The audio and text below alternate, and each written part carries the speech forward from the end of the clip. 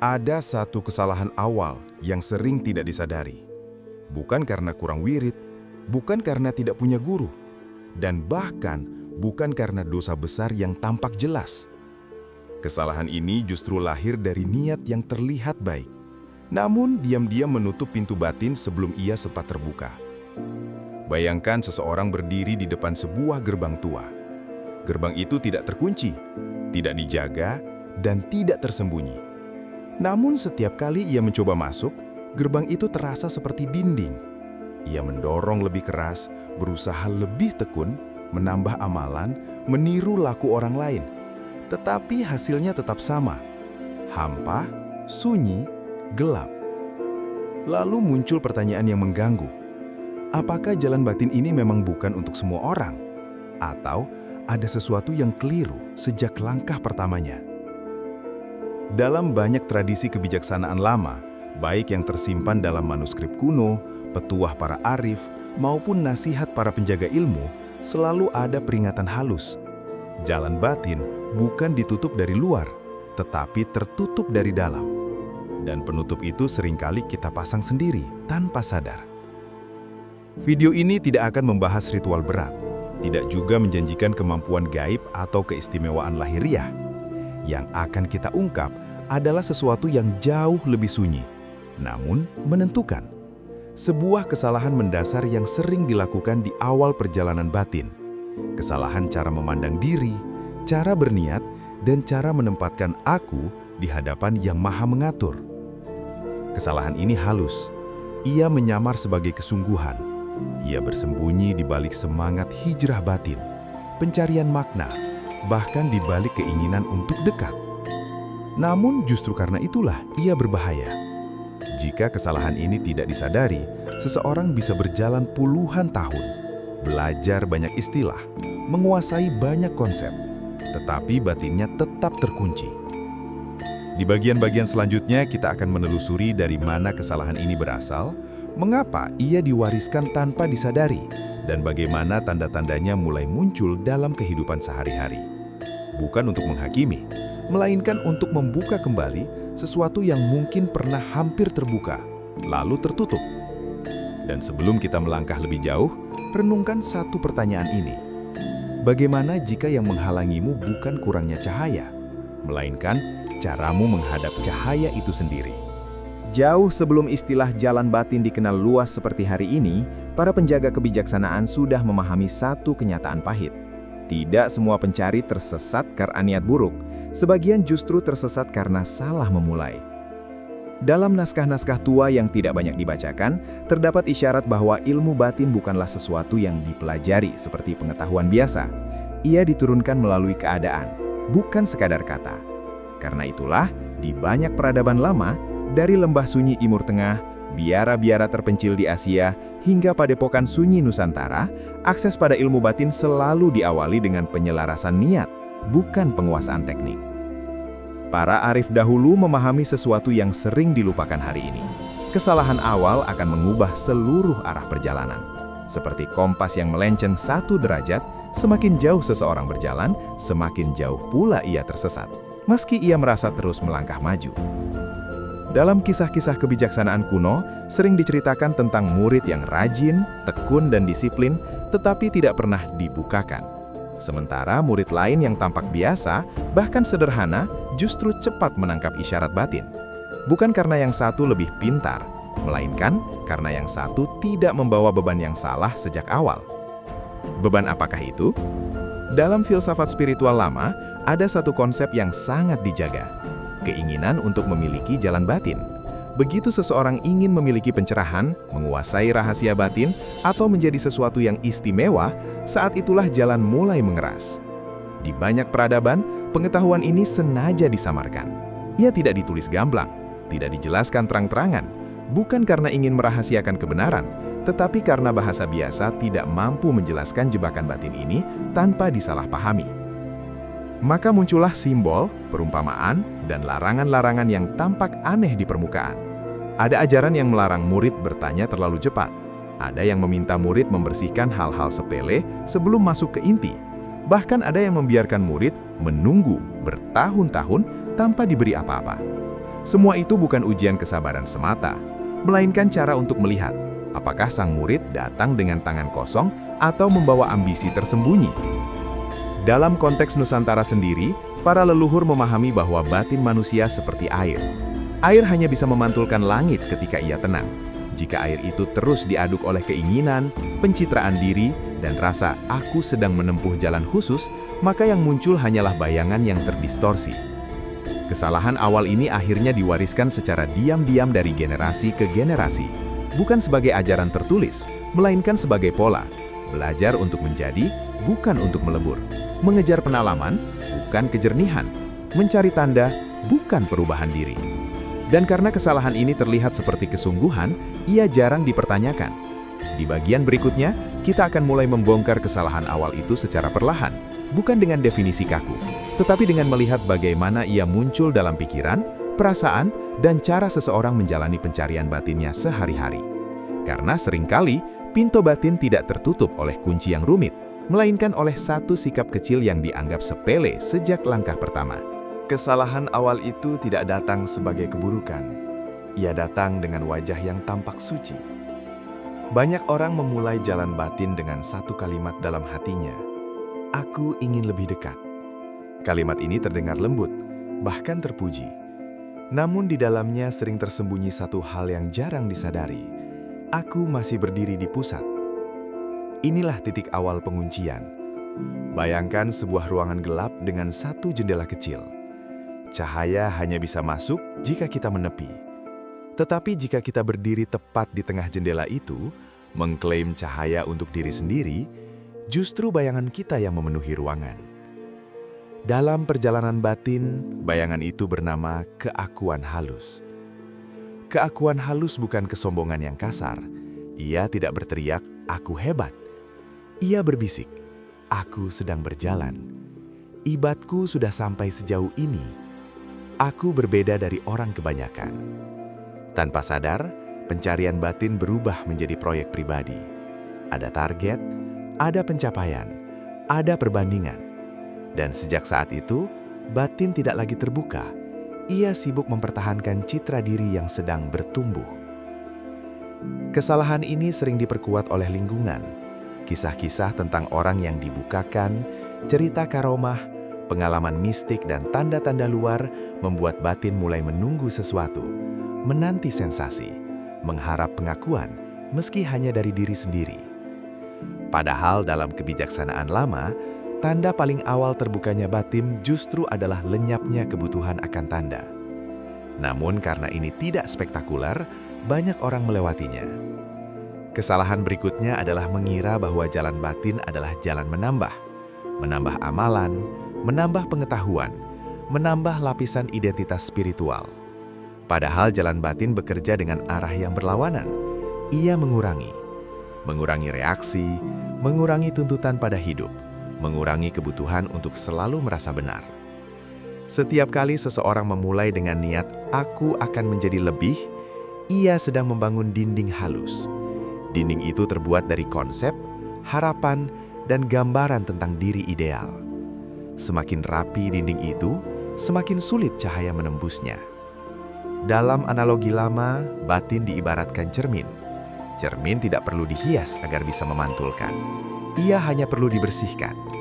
Tetapi banyak pencari justru sibuk menempelkan ornamen, lalu heran mengapa pantulannya buram. Kesalahan awal ini juga muncul dalam cara seseorang menyikapi kesunyian. Ketika duduk diam, batin mulai gelisah. Muncul keinginan untuk merasakan sesuatu.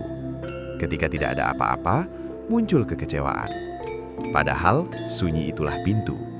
Namun karena sejak awal seseorang sudah membawa ekspektasi, sunyi dianggap gagal, bukan disadari sebagai ruang. Di tahap ini, banyak yang merasa jalan batin tidak bekerja. Lalu mereka berpindah metode, berganti guru, atau bahkan meninggalkan pencarian, tanpa pernah menyadari bahwa masalahnya bukan pada jalan, melainkan pada cara melangkah pertama kali. Di bagian selanjutnya, kita akan masuk lebih dalam. Kita akan melihat bagaimana kesalahan awal ini berlapis-lapis, menyamar sebagai kebijaksanaan, dan bahkan bisa membuat seseorang merasa sudah sampai, padahal sebenarnya semakin jauh dari pusat keheningan. Karena yang paling sulit dilihat adalah kesalahan yang terasa benar. Ada satu lapisan lagi dari kesalahan awal ini. Lebih sunyi, lebih licin, dan jauh lebih sulit dikenali. Ia tidak muncul sebagai ambisi. Ia tidak tampak sebagai pencarian kekuatan. Ia justru hadir sebagai kepasrahan yang keliru. Banyak orang merasa sudah melepas ego karena mereka tidak lagi mengejar pengalaman batin. Mereka berkata, "Aku ikhlas, aku pasrah." Namun tanpa disadari, kepasrahan itu masih menyimpan syarat. Aku pasrah agar dibukakan. Disinilah paradoks jalan batin bekerja dengan kejam namun jujur. Selama masih ada agar, batin belum benar-benar kosong. Dalam kebijaksanaan lama, ini disebut sebagai doa yang masih menawar. Bukan dalam arti ucapan, tetapi dalam struktur batin. Ada harapan tersembunyi bahwa ketenangan akan datang sebagai balasan, bahwa kejernihan akan muncul sebagai hasil usaha, bahwa kedekatan adalah sesuatu yang bisa diperoleh. Padahal yang maha dekat tidak pernah menjauh. Yang berubah hanyalah lapisan-lapisan yang kita bangun sendiri. Kesalahan awal ini juga sering diperkuat oleh mitos bahwa jalan batin harus terasa berat, penuh ujian, dan menyakitkan. Akibatnya, ketika hidup terasa ringan, sederhana, dan biasa-biasa saja, seseorang merasa ada yang salah. Ia mulai mencari konflik batin, menggali luka lama, atau memaksakan penderitaan agar merasa sedang ditempa. Padahal dalam banyak hikmah lama, ketenangan bukan tanda kemunduran. Ia justru tanda bahwa perlawanan mulai berhenti. Namun karena ini bertentangan dengan cerita heroik spiritual yang beredar, banyak pencari menolaknya. Ada pula kesalahan lain yang jarang dibicarakan, menjadikan kesadaran sebagai identitas. Seseorang mulai merasa, "Aku lebih sadar dari dulu. Aku sudah tidak reaktif seperti mereka. Aku sudah memahami permainan dunia." Kalimat-kalimat ini terdengar reflektif, tapi jika tidak hati-hati, ia berubah menjadi dinding paling tebal. Bukan dinding kesombongan, melainkan dinding perasaan sudah mengerti. Dalam tradisi kebijaksanaan, orang yang merasa sudah paham adalah yang paling sulit dibimbing. Bukan karena ia salah, tetapi karena batinnya tidak lagi longgar. Ia tidak lagi mendengar, hanya membandingkan. Kesalahan ini sering membuat seseorang terjebak di lingkaran sunyi yang palsu. Tampak tenang di luar, tetapi kaku di dalam. Tidak marah, namun juga tidak hidup. Tidak gelisah, tetapi juga tidak lapang. Batin menjadi seperti air yang tidak bergelombang karena membeku. Di titik ini banyak orang mengira mereka telah sampai. Padahal jalan batin tidak pernah tentang sampai. Ia tentang terus hadir tanpa menempel. Kesalahan awal inilah yang membuat jalan terasa tertutup. Bukan karena ada pintu yang dikunci, tetapi karena tidak ada lagi ruang untuk masuk. Semuanya sudah dipenuhi oleh konsep tentang pasrah, paham, dan sadar. Di bagian berikutnya, kita akan membumi. Kita akan membahas bagaimana semua pemahaman ini bisa diterapkan secara nyata, bukan sebagai teori batin, tetapi sebagai cara hidup sehari-hari. Bagaimana berjalan tanpa mengunci, bagaimana berniat tanpa menuntut, dan bagaimana membiarkan jalan terbuka tanpa memaksa ia terbuka. Karena terkadang, yang paling mendekatkan bukan usaha keras, melainkan kejujuran untuk benar-benar melepaskan. Jika kesalahan awal jalan batin terletak pada cara berniat dan memposisikan diri, maka perbaikannya tidak memerlukan ritual baru. Ia justru dimulai dari hal yang sangat sederhana, cara hadir dalam hidup sehari-hari. Langkah pertama adalah membenahi arah niat, bukan dengan kata-kata indah, tetapi dengan kejujuran batin. Bukan bertanya, apa yang akan aku dapatkan, melainkan apa yang perlu aku lepaskan. Perubahan pertanyaan ini tampak kecil, tetapi dampaknya besar. Ia memindahkan pusat dari aku menuju kesadaran akan keterbatasan diri. Dalam keseharian, ini berarti berhenti memperlakukan ketenangan sebagai tujuan. Saat hati gelisah, jangan buru-buru menenangkan. Amati, biarkan. tidak perlu diberi label spiritual. Kegelisahan yang dilihat tanpa perlawanan seringkali lebih membersihkan daripada ketenangan yang dipaksakan. Kesalahan umum lainnya adalah ingin selalu merasa benar dalam setiap respon batin. Padahal, jalan batin justru mengajarkan keberanian untuk tidak selalu membela diri, bahkan di dalam hati. Ketika muncul dorongan untuk membenarkan pikiran, menilai orang lain, atau merasa lebih mengerti, disitulah latihan sesungguhnya dimulai. Berhenti satu nafas lebih lama. Satu nafas itu adalah celah. Dalam banyak hikmah lama, celah kecil inilah tempat cahaya masuk. Praktik berikutnya adalah mengembalikan kesadaran pada adab batin. Bukan adab dalam arti formal, tetapi sikap batin yang tahu diri. Menyadari bahwa apapun kejernihan yang muncul bukanlah prestasi pribadi. Ia bukan hasil kecerdikan, bukan pula tanda keistimewaan. Ia adalah amanah keadaan, datang dan pergi tanpa bisa dimiliki. Dalam kehidupan nyata, ini terlihat dari cara seseorang bersikap saat dipuji atau diuji. Jalan batin mulai terbuka ketika pujian tidak membuat mengembang dan ujian tidak membuat runtuh.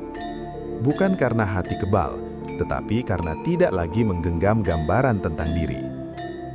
Hambatan terbesar dalam penerapan ini adalah kebiasaan lama. Pikiran ingin cepat menamai, ini sudah benar, ini sudah salah, ini tanda maju, ini tanda mundur. Namun setiap label itu, meski halus, adalah bentuk penguasaan. Maka latihan paling sederhana dan paling sulit adalah membiarkan pengalaman tetap apa adanya. Tidak semua hari akan terasa jernih, tidak semua langkah terasa spiritual. Justru disitulah ujian kesungguhan diuji. Apakah seseorang hanya berjalan saat terasa terang, atau tetap hadir saat segalanya terasa biasa? Disinilah jalan batin kembali menyatu dengan kehidupan. Ia tidak lagi terpisah sebagai ruang khusus, melainkan hadir dalam cara berbicara, cara menunggu, cara menerima keputusan yang tidak sesuai rencana. Jika ada satu tanda praktis bahwa jalan mulai terbuka, itu bukan pengalaman besar, melainkan berkurangnya kebutuhan untuk menceritakan pengalaman itu sendiri. Di bagian terakhir nanti, kita akan menutup pembahasan ini dengan satu benang merah. Bukan kesimpulan yang mematikan pencarian, tetapi pengingat yang menjaga langkah tetap ringan. Karena jalan batin tidak pernah meminta kita menjadi seseorang yang lain. Ia hanya meminta kita berhenti menghalangi apa yang sejak awal sudah dekat. Jika kita menengok kembali seluruh perjalanan pembahasan ini, satu benang merah mulai tampak jelas. Jalan batin tidak tertutup karena kurangnya upaya, tetapi karena cara memulai yang keliru. Kesalahan awal itu bukan tentang salah guru, salah metode, atau kurang disiplin. Ia lahir dari sesuatu yang jauh lebih halus, cara batin memposisikan diri di hadapan kehidupan. Ketika pencarian berubah menjadi kepemilikan, ketika kepasrahan masih menyimpan syarat, dan ketika kesadaran dijadikan identitas, disitulah jalan mulai mengeras tanpa suara. Kita telah melihat bagaimana kesalahan ini diwariskan, disamarkan sebagai kesungguhan, bahkan dibenarkan oleh cerita-cerita spiritual yang tampak indah di permukaan. Kita juga telah menelusuri bagaimana ia muncul dalam bentuk yang paling licin. Perasaan sudah paham, sudah tenang, sudah pasrah. Namun kabar baiknya sederhana dan sunyi. Apa yang tertutup oleh sikap batin dapat terbuka oleh kejujuran batin. Tidak ada pintu yang harus didobrak, tidak ada kunci yang harus dicari. Yang diperlukan hanyalah keberanian untuk berhenti menempatkan diri di pusat segalanya. Jalan batin tidak menuntut kita menjadi suci, istimewa, atau berbeda. Ia hanya meminta satu hal yang jarang dilatih, kerendahan untuk tidak tahu dan kesediaan untuk hadir tanpa tuntutan. Ketika seseorang berhenti berjalan untuk sampai dan mulai hadir untuk menyadari, seringkali justru disitulah langkah menjadi benar. Bukan karena tujuan tercapai, tetapi karena beban dilepaskan. Maka jika hari ini jalan terasa sunyi, jangan buru-buru menyimpulkan bahwa ia tertutup. Bisa jadi, ia sedang menunggu satu hal yang sangat sederhana, keikhlasan untuk tidak mengatur hasil. Renungkan pertanyaan ini tanpa perlu dijawab sekarang. Bagaimana jika yang selama ini menghalangi bukan jalan itu sendiri, melainkan gambaran tentang siapa dirimu di atas jalan itu? Jika pembahasan ini menyentuh sesuatu di dalam dirimu, jangan simpan sendiri. Diamkan ia bekerja. Dan jika kamu merasa perlu, bagikan pemikiranmu di kolom komentar. Bukan untuk mencari jawaban, tetapi untuk saling mengingatkan. Karena jalan batin tidak pernah milik satu orang. Ia hanya terbuka bagi siapapun yang berhenti mengklaimnya.